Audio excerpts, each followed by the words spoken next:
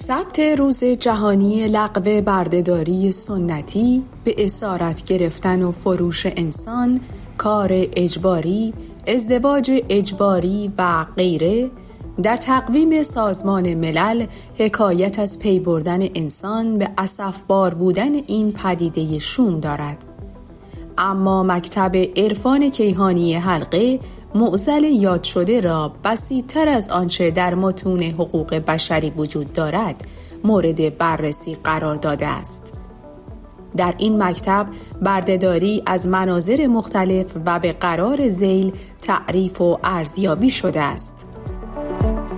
بردگی انسان به واسطه برنامه‌های غلط ناخودآگاهی، مواردی همچون انواع اعتیاد، برنامه‌های غلط در ناخودآگاهی انسان می باشد که وی را به برده‌ای مبدل می کند که علی‌رغم میل باطنی خود تن به چرخه‌های معیوب و تکراری داده و برده برنامه‌های غلط محسوب می شود. بردهداری در خانواده. در همه روابط، چه در خانواده و چه در جامعه، سیستم بردهداری و رابطه برده و صاحب برده دوام نخواهد داشت. در واقع کودکانی که در خانواده‌هایی با چنین روابطی رشد می‌یابند، در جامعه تمایل به بردهداری یا برده بودن پیدا می‌کنند تا اموراتشان از این طریق بگذرد. اصطلاحاتی از قبیل کاسلیسی و غیره ماحصل چنین پدیده‌ای است. بردهداری سیاسی. حکومت‌های فاسد با اشاعه بردهداری سیاسی در صدد هستند تا در کنار ریخت و پاش و حیف و میل کردن اموال عمومی و ثروت یک ملت بر همه امور کنترل لازم را داشته باشند.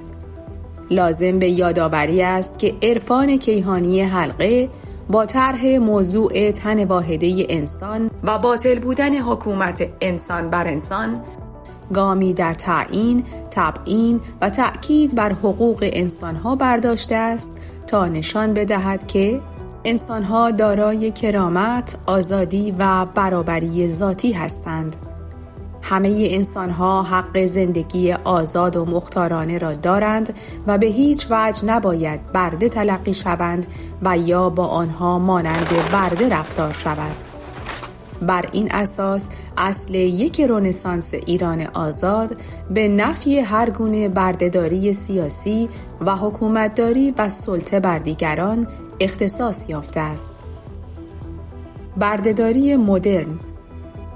با توجه به پیش رو بودن عصر هوش مصنوعی، انسانها به اینترنشنال کد مبدل شده و به آنها القا خواهد شد که انسان نوعی حیوان پیشرفته است، فاقد هر گونه ارزش از جمله نام، معنویت، تعالی و غیره. همچنین کره زمین را یک کره معمولی در میان میلیون‌ها کره دیگر معرفی کرده و به این طریق بساط بردهداری مدرن را خواهند چید. به همین خاطر لازم است که بیش از پیش شأن و منزلت و کرامت انسانی را دریابیم و تن به هیچ نوع بردگی ندهیم.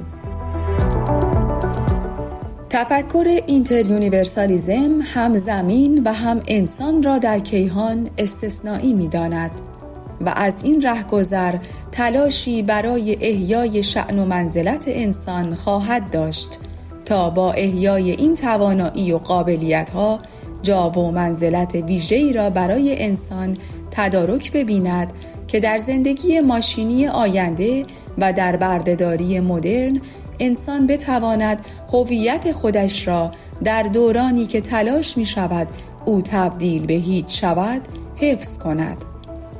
در آن دوران این تفکر و دکترین فکری می تواند به انسان کمک کند و راهکارها و چارچوب‌های خاص آن را همراه با استدلال و منطق ارائه داده و همه چیز مورد بررسی دقیقی قرار می‌گیرد.